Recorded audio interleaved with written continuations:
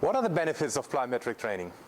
Today I want to talk to you about the benefits of plyometric training, the adaptations that follow a plyometric training, and in which sporting actions we see plyometric effects, and plyometric training can help improve these sporting actions.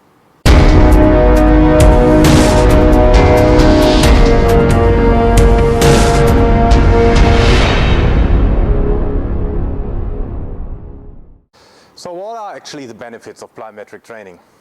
So we need to go back to the definition of plyometric training, which was plyometric exercises are exercises involving the stretch-shortening cycle in order to enhance speed and power.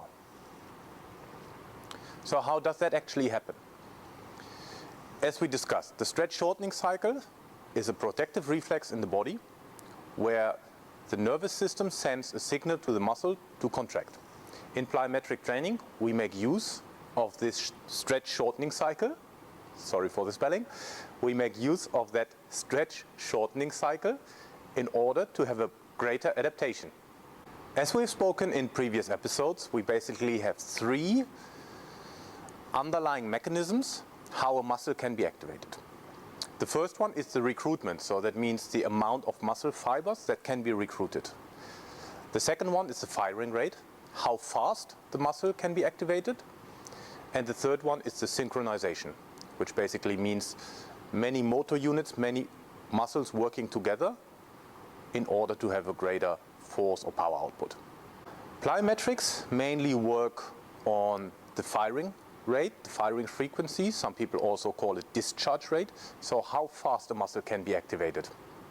So therefore, plyometrics, we can say open neurological pathways, so where the brain sends a signal to the muscle. If we do plyometric training, we optimize that pathway.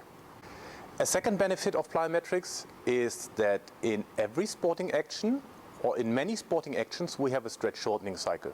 So if we think about jumping, where we go down, we bend the leg and we extend, that's a stretch-shortening cycle. If we think about throwing, maybe I have to step back a little bit to demonstrate that. So if we think about throwing and we turn our body, that muscle gets stretched, and then as a reflex, that muscle contracts and brings the hand forward to throw. It's a kinematic chain. It's not only one muscle, but that's a good example to show how the stretch-shortening cycle works. Same if we're thinking about hitting, let's say baseball, we turn our body, the muscles of the trunk get stretched, and then they release and they contract. So, any other hitting sports, tennis, same thing. So we turn, stretching of the muscles with a consecutive contraction of the muscles. So, and if we see these actions happening in sports, it makes a lot of sense to train these actions. So as a recap, plyometric training has basically two benefits. One, it opens neurological pathways, so we train that the muscle can be activated faster.